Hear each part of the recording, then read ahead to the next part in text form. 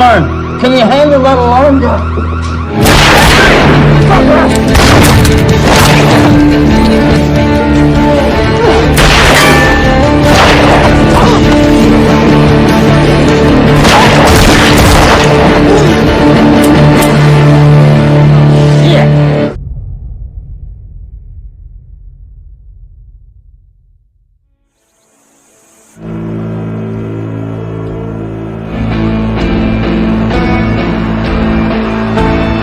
Di awal film, kita akan diperlihatkan satu keluarga kecil yang super sibuk di pagi hari. Mereka semua sedang mempersiapkan sarapan. Sang ayah yang bernama Brian, dia yang akan berangkat bekerja, telah disiapkan semuanya oleh sang istri tercinta bernama Abby. Mereka semua telah melakukan pekerjaan setiap pagi sampai sore, dan tidak ada satu orang pun yang menganggur di dalam rumah. Hingga pada akhirnya mereka pun harus berangkat bekerja. Sang istri yang bernama Abby sekaligus dia akan mengantar anaknya ke sekolah. Namun sang anak yang sedang rese, dia tidak mau memakai sepatu yang telah disiapkan oleh ibunya. Sampai-sampai dia terus saja mengomel-ngomel masuk ke dalam mobil. Sampai di tengah-tengah perjalanan, Abby yang sudah pusing dengan pekerjaannya ditambah dengan omelan sang anak. Lalu tiba-tiba, Grace, for Christ's sakes.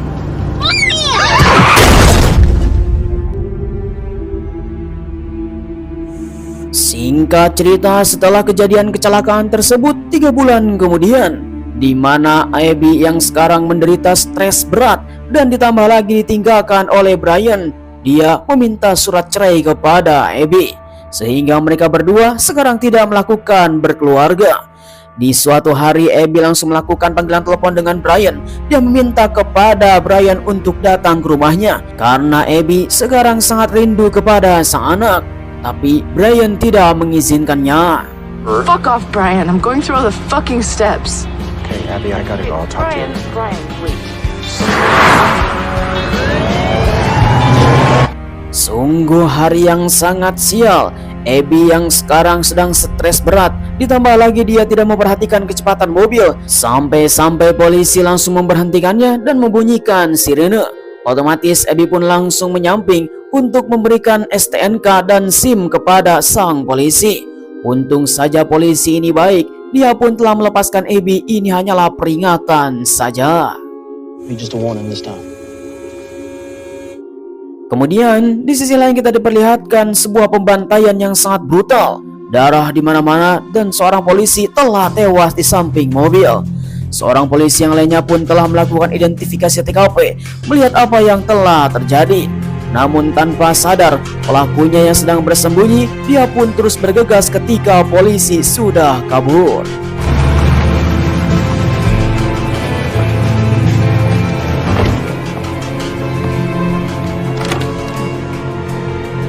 Singkat cerita, kembali lagi kepada Abby yang baru saja sampai di rumah.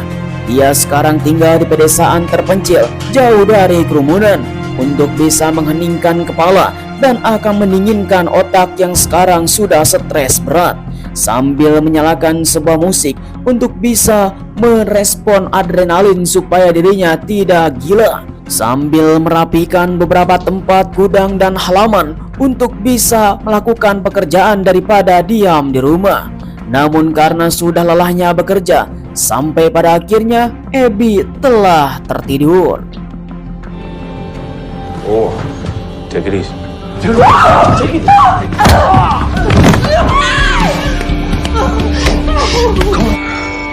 let you up. You're gonna do anything stupid. Sungguh tanpa diduga, dua perampok yang sedang terluka telah datang ke rumah Abby yang tidak terkunci, menodongkan senjata kepada Abby untuk menunjukkan kamarnya karena salah satu dari mereka telah terluka parah tertembak di bagian perut.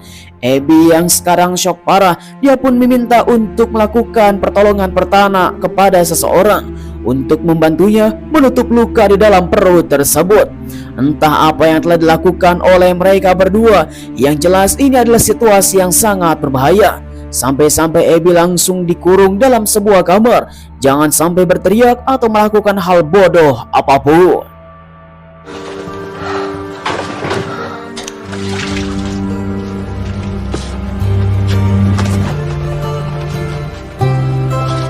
Sungguh mengerikan. Ternyata dua orang ini adalah perampok yang telah membawa uang satu tas besar.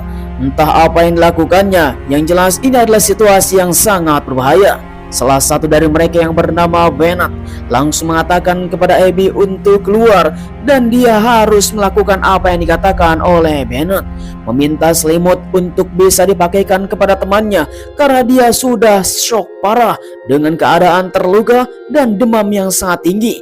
Yang jelas lukanya sudah terinfeksi. Namun Bennett mengatakan kepada temannya untuk semangat, dia akan bebas dan tidak akan mati.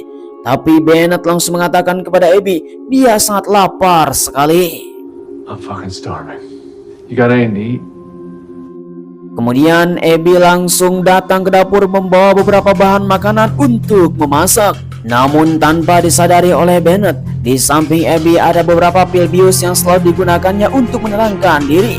Dan dia memasukkan ke dalam makanan tersebut dengan dosis yang sangat tinggi.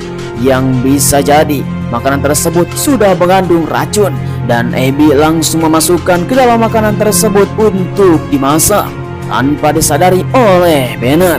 Sambil melakukan obrolan yang sangat serius dengan apa yang dilakukan oleh Abby di tempat ini, dari mulai suaminya, anaknya, dia ada di mana. Namun Abby yang tidak membuka mulut dan dia tidak banyak bicara. Yang jelas situasi ini sangatlah berbahaya sekali. Abby yang menginginkan ketenangan dan dia tinggal di desa, malah kedatangan perampok yang meminta sesuatu yang aneh-aneh. Kemudian Abby yang baru saja selesai masak, dia pun langsung menuangkan beberapa makanan untuk disajikan kepada Bennett. Kemudian Bennett yang sekarang sedang kelaparan akhirnya memakan makanan tersebut.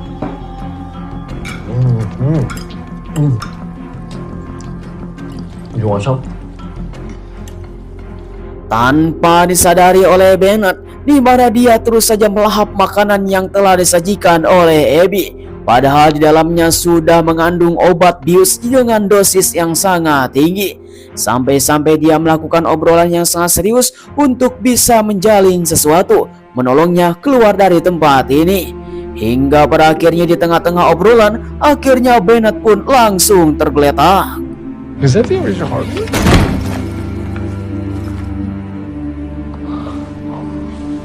Oh my God. On the county sheriff's department. Yes, ma'am. We'll take care of it. Selang beberapa lama kemudian, ketika situasi sudah mereda, di mana Abby langsung mendapatkan kesempatan untuk menghubungi polisi, dia langsung datang ke tempat Abby. Si polisi gemoy pun langsung melihat ada seseorang yang tergeletak.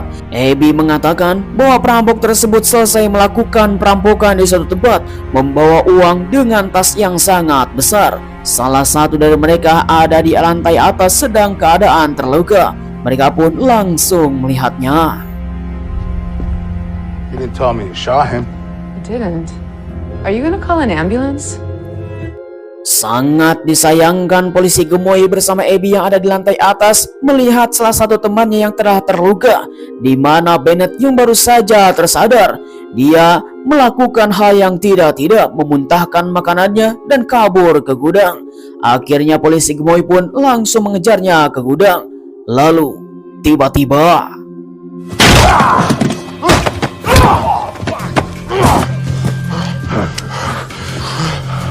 Where is it? Where's the bad boy? Don't make me shoot you! Get back in your fucking house! Mom! Stop! Oh! Fuck!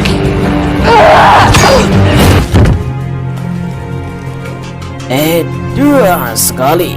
Abby yang sekarang keadaan panik dan shock parah karena polisi tersebut hanya menginginkan uangnya Bennett saja, dan dia tidak melakukan apapun dan akan meninggalkan mereka berdua begitu saja, bahkan membunuhnya jika di mana Abby tidak membunuh si gemoy.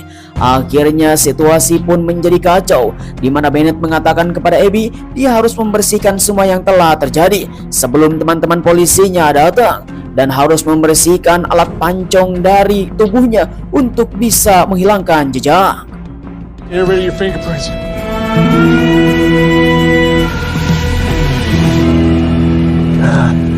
Kemudian Bennett yang selesai menggusur si gemoy dimasukkan ke dalam bagasi mobil polisi. supaya dia bisa disembunyikan dan akan dibawa ke suatu tempat. Namun ini adalah situasi yang sangat berbahaya. Bennett mengatakan kita harus bergegas pergi dari tempat ini sebelum para polisi yang lain datang untuk melakukan pemeriksaan. Selang beberapa lama kemudian sebelum mereka pergi, karena Bennett tertembak di bagian kakinya, di mana Abby harus membersihkan luka dan harus menutup luka tersebut dengan beberapa kain supaya Bennett bisa berjalan dan pergi dari tempat ini sebelum mereka berdua mendapatkan pertolongan medis di dalam rumah sakit. Namun mereka berdua mulai bingung apa yang harus dilakukan dan akan pergi kemana. Sampai pada akhirnya mereka telah tersadar bahwa salah satu kepolisian telah datang ke tempat ini untuk bisa mengamankan situasi karena temannya sudah tidak melapor beberapa jam kemudian. Sampai pada akhirnya Bennett menyuruh Abby untuk mengusir polisi tersebut dengan alasan bahwa si gemoy telah mengejar perampok ke hutan. Good afternoon, man. All right, my name is Sheriff Bill McLean. Abby yang sekarang keadaan gugup dan shock parah, di mana dia langsung bertemu dengan sheriff untuk bisa melaporkan situasi dan bertanya di manakah polisi yang satunya yang telah dikirim oleh dirinya. Ketika itu juga Bennett yang telah menguping di balik dinding, dia pun terus saja berusaha untuk bisa mengamankan situasi. Abby yang sekarang terus mengelabui si sheriff untuk bisa pergi dari tempat ini, mengatakan perampok yang sekarang telah dihubunginya telah berlari ke hutan. Si gemoy telah mengejarnya. Namun sheriff telah merasa aneh karena si gemoy dengan berat badan yang sangat tinggi, pastinya dia tidak mau berlari untuk mengejar perampok. Namun sheriff pun langsung mengalah. Dia keluar untuk bisa mengamankan situasi. Ketika menghubunginya dengan hoki-toki, ternyata suaranya ada di dalam mobil. Sampai pada akhirnya si sheriff telah menemukan mayat si gemoy.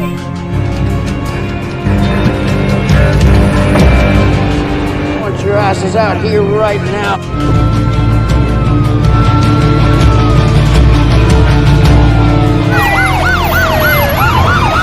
Hey, Chief. Singkat cerita, teman-teman polisinya pun telah dihubungi. Mereka semua langsung datang membawa kopi. Diduga ini adalah situasi yang biasa. Namun sambil ngopi, mereka semua langsung diinformasikan bahwa ada dua perampok yang ada di rumah ini yang sedang bersembunyi, menyandra seorang wanita. God damn. He's dead. Sampai saat ini mereka semua pun langsung tercengang. Salah satu temannya telah dibunuh secara brutal menggunakan pancong kebun. Melihat dari dalam rumah, Abby dan Bennett terus mengunci pintu dan menghalanginya dengan sofa karena mereka semua pastinya akan menerobos masuk. Hello? Brian? Police are right outside. They can call other police. Sungguh tanpa diduga, di mana Brian mantan suaminya Abby langsung melakukan hubungan telepon bahwa dia akan berkunjung ke tempat ini dan membawa si bocil. Namun situasi yang sangat memanas, dia meminta untuk menghubungi FBI. No phone, no power. Sungguh sangat disayangkan di mana sang sheriff sekarang mengetahui ternyata kasus beberapa waktu yang lalu telah pembantaian perampokan uang yang sangat banyak kabur ke tempat ini. Diduga Abby yang sekarang bekerja sama dengan mereka, di mana mereka pun harus bisa melakukan penerobosan. Namun Abby yang sekarang tidak mau terlibat masalah, dia pun meminta kepada Bennett untuk menyerahkan uangnya. What are you doing? All they want is the money. Fucking money! Sungguh tanpa diduga, di mana Abby langsung menodongkan senjata kepada Bennett. Namun si Bennett mengatakan dan menjelaskan kepada Abby, seluruh polisi yang datang ke tempat ini tidak akan membiarkan kita berdua untuk keluar hidup-hidup. You think they're gonna let you live? Don't be so fucking naive. I am not naive! Sampai saat ini situasi pun menjadi rumit. Mereka pun tidak bisa keluar dan kabur dari tempat ini. Untung saja Abby mendapatkan sistem keamanan untuk menghubungi FBI datang ke tempat ini. Lalu tiba-tiba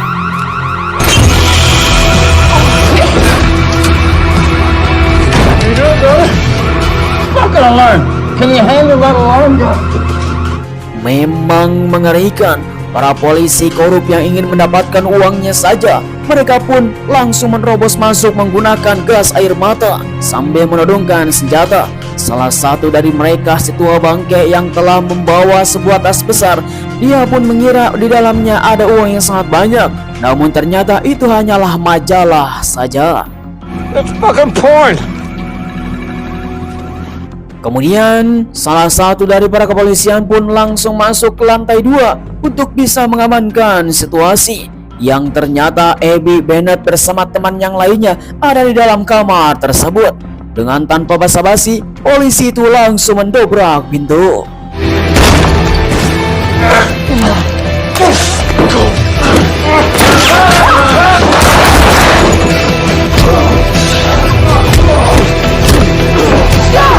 Handle everything. Oh, fuck! Oh, fuck! Sungguh mengerikan sekali. Salah satu dari kepolisian telah lempar dari lantai 2 sampai kakinya patah tulangnya keluar. Kemudian Abby dan Bennett harus merencanakan keluar dari tempat ini karena temannya sudah tertembak mati. Kita semua harus berlari karena polisi itu walaupun diberikan uangnya mereka tidak akan melepaskan kita berdua karena situasi yang sekarang semakin sulit. Hingga pada akhirnya mereka pun langsung keluar melalui jendela pintu belakang.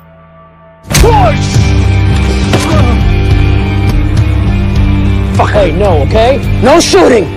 Oh, sungguh sial sekali, di mana polisi Maghrib yang baru saja menodongkan senjata dan dia tidak boleh bermacam-macam untuk bisa melakukan hal bodoh. Namun Abby yang telah memegang senjata langsung menodongkan kepada sheriff untuk bisa melakukan sesuatu. Akhirnya mereka pun langsung melakukan negosiasi dan memberikan sebuah kesepakatan yang pasti. Uang tersebut akan diberikan kepada sheriff, namun mereka harus bisa mengeluarkan dari tempat ini. Sampai pada akhirnya kesepakatan telah dimulai. Then we don't have a deal. Okay, I'll take both of you. Let's go. Kemudian salah satu dari mereka telah menemukan temannya yang sudah terluka parah. Kakinya yang sudah patah tulangnya keluar karena terlempar dari lantai 2. Dia pun harus menelepon ambulans untuk datang ke tempat ini.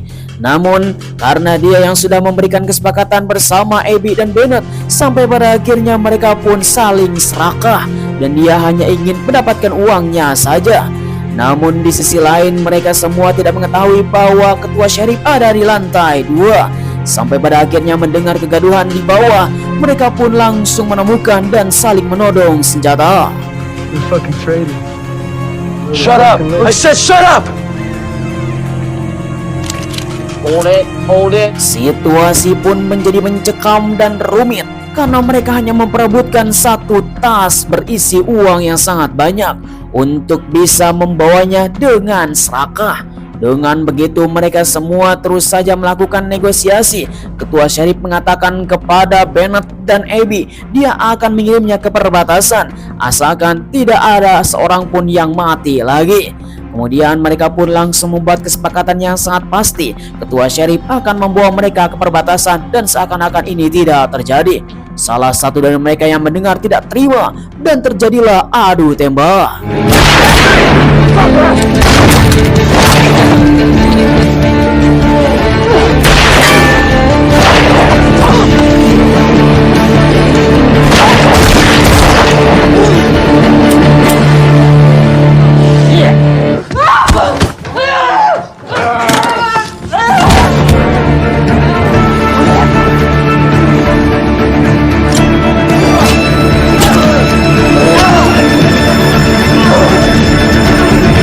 Sungguh kejadian yang tanpa diduga. Untung saja Abby berhasil masuk ke dalam rumah membawa satu buah pistol, di mana ketua sheriff yang kehabisan peluru, dia pun terus saja memberikan sebuah penawaran kepada Abby untuk bisa menyelamatkannya dan membawa uang tersebut ke perbatasan seakan-akan tidak ada yang terjadi. Namun Abby tidak mau, dia pun menodongkan senjata mengusir sang sheriff.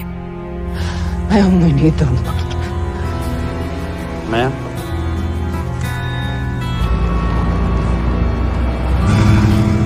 Akhirnya ketua Syarif pun langsung menyerah. Dia pun langsung keluar dari rumah ini dan menuju suatu tempat. Seakan-akan situasi seperti ini tidak terjadi. Namun sayang sekali di tengah-tengah perjalanan, di mana Brian yang baru saja tiba bersama sang anak dicegal oleh si Syarif, dia pun meminta untuk berbalik karena di tempat ini tidaklah aman. Namun di mana Brian langsung keluar dari mobil mengatakan istrinya ada di rumah tersebut. Disinilah Syarif mempunyai sebuah rencana. This is my house. My wife is in there. Tanpa disadari oleh Abby, di mana dia sekarang berada di dapur, namun dia tidak tahu bahwa Brian sudah sampai di rumah. Dia yang sekarang bersama sang Syarif untuk bisa melihat situasi, dan ini adalah sebagai Sandra. Ketika itu juga Syarif langsung membunuhnya. Abby!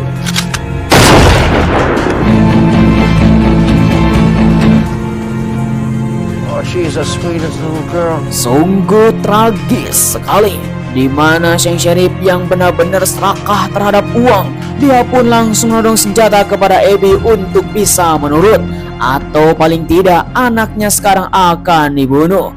Kemudian mereka berdua pun langsung membuat sebuah kesepakatan dan akan kembali ke rumah menggunakan mobil yang telah terparkir di tengah-tengah jalan. Sampai pada akhirnya mereka pun langsung berjalan menggunakan mobil untuk menuju rumah kembali, membawa uang satu tas besar. Dengan begitu sang Syarif terus saja menodongkan senjata, namun Abby meminta kepada anaknya untuk memakai sabuk pengaman.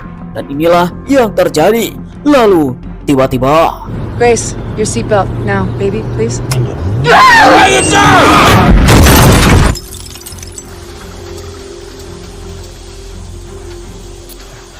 sungguh mengerikan, di mana aksi heroik sang ibu telah menyelamatkan sang anak. Syarif yang terpental di atas batu, dia pun telah terbentur di kepalanya, dan tanpa basa-basi Abby membunuhnya.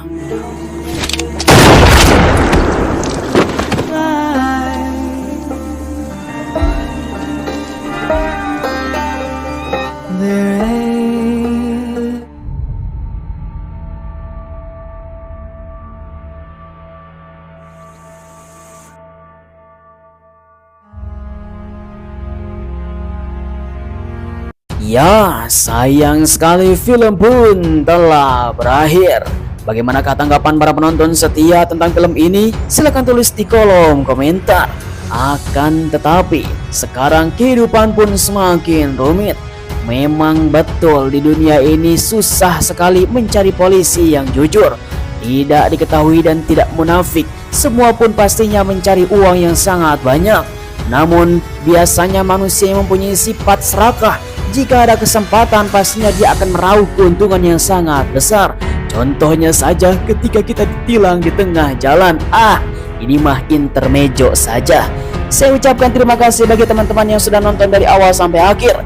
Jangan lupa like, komen, dan subscribe supaya kalian tidak ketinggalan film seru lainnya hanya bersama Kadia GC. Sampai ketemu lagi di video yang lebih menarik. Terima kasih. Bye-bye.